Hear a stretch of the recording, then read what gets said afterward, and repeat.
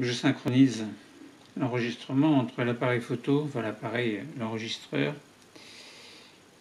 Bon. Alors, on y va?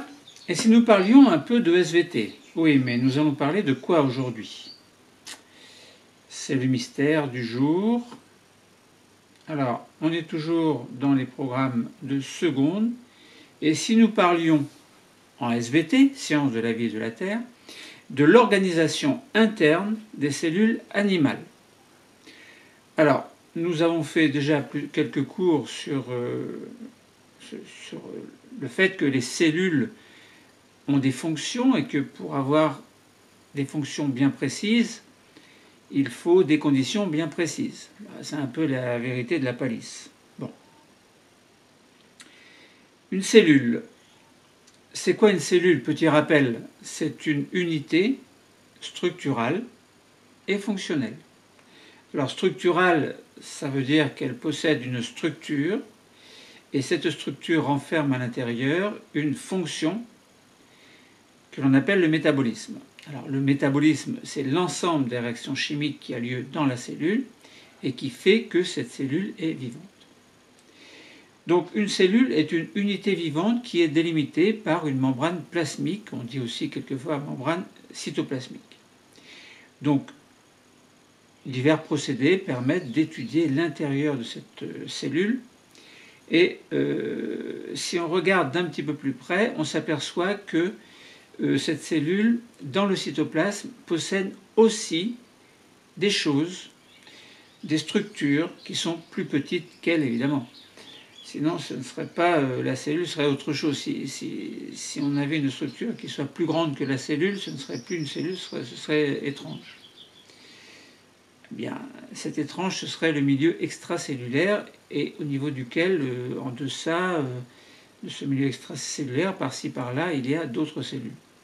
Alors les cellules peuvent être plus ou moins jointives par un contenu qui est contenu dans ce milieu extracellulaire. Autrement dit, on parle là de matrice extracellulaire. Autrement dit, pour faire simple, deux cellules, par exemple, sont séparées par un espace que l'on appelle matrice extracellulaire, qui est constituée par diverses molécules qui permettent la cohésion de ces cellules au sein d'un tissu, par exemple. Donc, ces structures plus petites, on leur donne un nom, celui d'organites. Alors, ne pas confondre organisme et organite. Les organites sont des petites structures.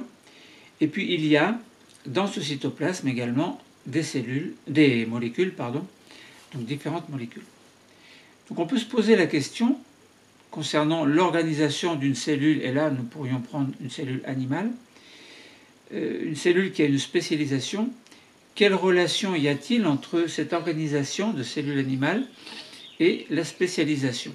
Alors, nous avons déjà parlé de cellules spécialisées dans un autre cours. Nous avons donné quelques exemples. Et là, il s'agit d'approfondir un petit peu plus, c'est-à-dire de s'approcher un petit peu plus à l'intérieur de la cellule au niveau du cytoplasme. On peut prendre l'exemple de n'importe quelle cellule. Et on va prendre l'exemple d'une cellule du foie. Alors les cellules du foie s'appellent des cellules hépatiques. Alors ça veut dire quoi, cellule hépatique?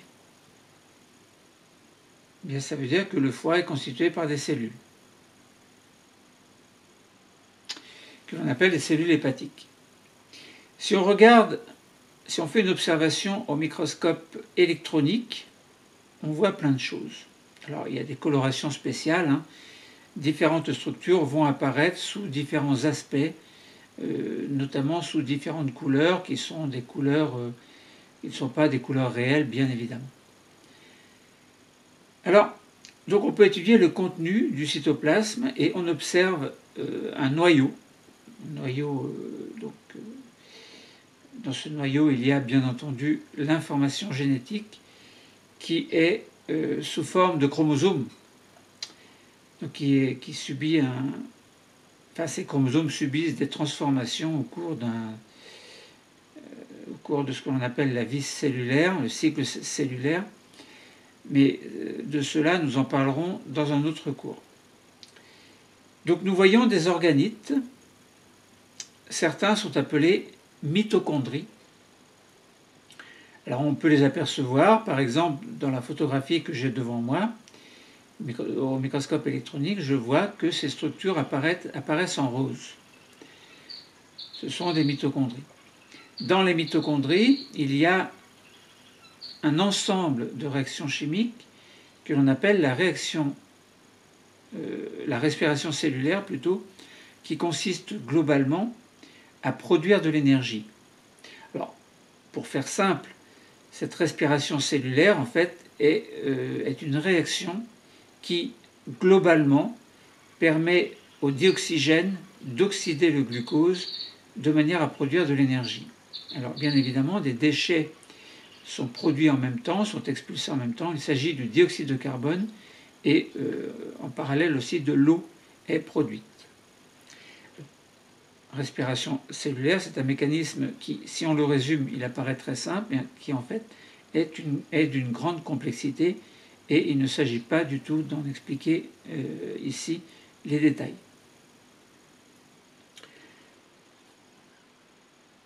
Donc si on regarde d'un petit peu plus près cette mitochondrie, on s'aperçoit qu'il y a un système de membrane à l'intérieur. Bon, on peut se poser la question, à quoi servent les mitochondries? Nous l'avons dit, c'est la respiration cellulaire. À quoi servent ces différentes membranes? Bon, c'est assez compliqué, c'est pas l'objet de l'étude ici, mais ces membranes internes ont un rôle très important. On s'aperçoit qu'il y a également dans ces cellules des réserves de glucose, entre autres.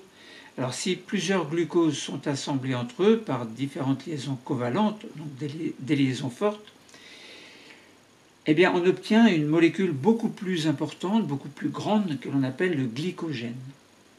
Alors le glycogène, c'est un peu l'amidon des plantes. Bon, la structure est globalement la même, sauf que d'un côté on appelle dans le monde végétal ces assemblages de glucose, on appelle ça l'amidon, et dans l'espèce animale, par exemple, on appelle ces assemblages le glycogène. Donc une réserve, une forme de réserve de glucose qui est située dans le foie, et qui là, on comprend bien que si par exemple, dans le sang, il y a une baisse de la quantité de glucose, c'est-à-dire que si on entre doucement dans ce que l'on appelle une hypoglycémie, eh bien, le foie va pouvoir libérer, du glycogène qui va passer dans le sang pour faire en sorte que l'homéostat glycémique reste constant. Autrement dit, la concentration de glucose dans l'organisme, dans le sang, entre autres, reste constant. Alors, on peut s'approcher encore un petit peu plus,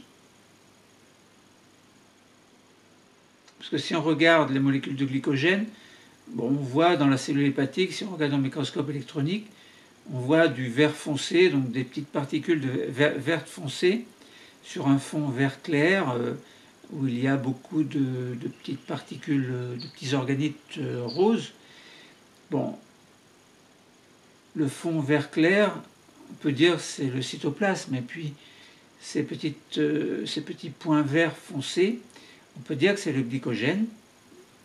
Et si on regarde d'un petit peu plus près la structure de ce glycogène, à l'aide d'un logiciel de modélisation, alors il y en a plusieurs, Rastop par exemple, etc., il est possible d'étudier un fragment de cette molécule de glycogène et s'apercevoir que l'unité fondamentale de cette macromolécule, donc de cette grande molécule, est bien le glucose. Le glucose, c'est l'unité constituant le glycogène. Donc c'est bien le modèle d'un fragment de molécule de glycogène qui est présenté grâce au logiciel de modélisation. Alors on peut identifier également les molécules, on peut identifier également les atomes grâce à ce logiciel, puisqu'on voit différentes couleurs. Alors on peut mettre sous forme de boules de petites boules, donc chacun des atomes, et on voit des boules blanches, des rouges, des grises foncées, des grises claires, et chaque boule correspond à un atome bien précis, alors qui peut être de l'hydrogène, du carbone, de l'azote, de l'oxygène, bon, etc. Donc différents aspects de cette molécule qui comprend une structure très particulière mais spéciale et spécifique en fait de ce glycogène. Bon, donc voilà. Hein. Donc si on résume, on a dit, on cherche à comprendre la relation entre l'organisation d'une cellule animale et sa spécialisation. Alors si on prend comme exemple de spécialisation les organites tels que les mitochondries, spécialisés par exemple dans la respiration cellulaire. Bon, donc on pourrait dire le foie est spécialisé dans la respiration cellulaire. Mais en fait, toutes les cellules possèdent des mitochondries et toutes les cellules sont capables de faire la respiration cellulaire. Donc en soi, le fait qu'il y ait des mitochondries ne représente pas, vis-à-vis de la cellule hépatique, une spécialisation. Puisque pour vivre, chaque cellule a besoin de cette respiration cellulaire. Donc s'il y avait une cellule, et dans cette cellule, s'il n'y avait pas de respiration cellulaire, cela poserait un problème.